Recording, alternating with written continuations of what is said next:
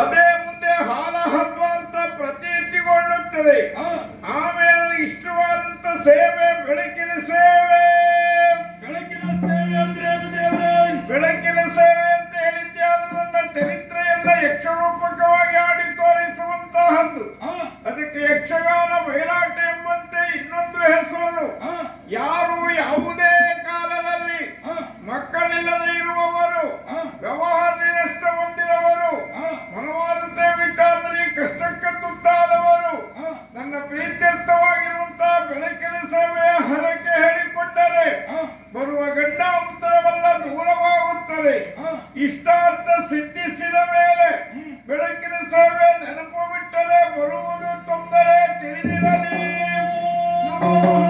ಇಲ್ಲಿಗೆ ಎಲ್ಲರ ನ್ಯಾಯಾಲಯ,